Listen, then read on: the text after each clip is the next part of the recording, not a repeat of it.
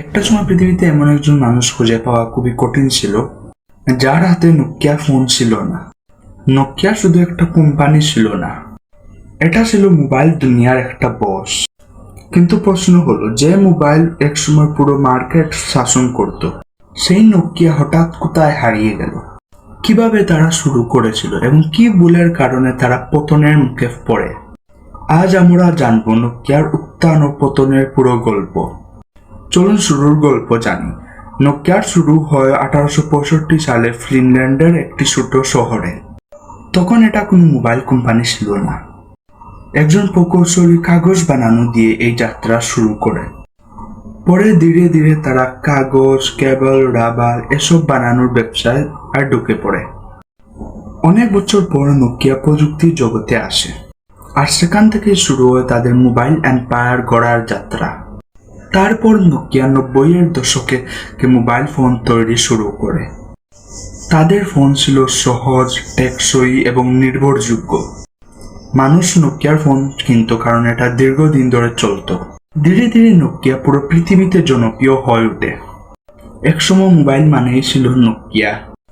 Nokia নিজের সাফল্যের চূড়ায় পৌঁছায় 2007 সালের দিকে। তখন নোকিয়া ছিল পৃথিবীর সবচেয়ে বড় মোবাইল কোম্পানি। তাদের মার্কেট শেয়ার ছিল বিশাল। তাদের মার্কেট এতটাই শক্তিশালী হয়ে যায় যে তারা অনেকেই ভাবতে শুরু করে যে তাদের হারানো অসম্ভব।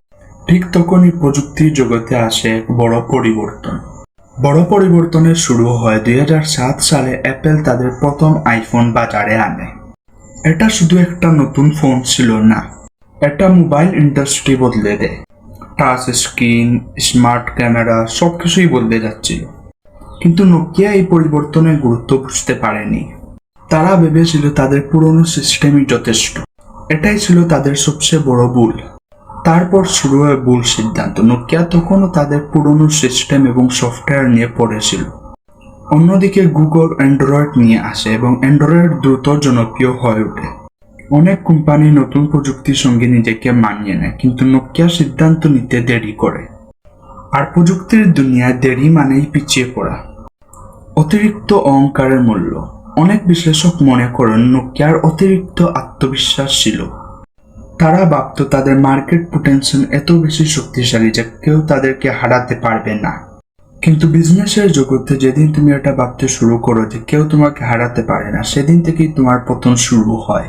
নোকিয়া শেষ চেষ্টা করে। পরে নোকিয়া মাইক্রোসফটের সাথে পার্টনারশিপ করে। তারা উইন্ডোজ ফোন নিয়ে আসে, কিন্তু তখন অনেক দেরি হয়ে গিয়েছিল। বাজার তখন অ্যান্ড্রয়েড ও আইফোনের দখলে। নোকিয়ার কামব্যাক আর হয়নি। আসল শিক্ষা। নোকিয়ার গল্প আমাদের শেখায় যে সফলতা স্থায়ী নয়। আজ তুমি যতই বড় হও, সময়ের সাথে যদি নিজেকে বদলাতে না পারো তাহলে পিছিয়ে পড়তেই হবে। শেষ কথা, নোকিয়া হারিয়ে যায়নি কারণ তারা খারাপ ছিল। নোকিয়া হারিয়ে গেছে কারণ তারা সময়মতো বদলাতে পারেনি। আর এই গল্প শুধু একটা কোম্পানির না, এটা আমাদের সবার জন্য শিক্ষা। যে বদলাতে পারে সে টিকে থাকে, আর যে বদলাতে পারে না সে ইতিহাস হয়ে যায়। আর হ্যাঁ, ভিডিও ভালো লাগলে লাইক দাও, আর এরকম আরো ভিডিও পেতে সাবস্ক্রাইব করো।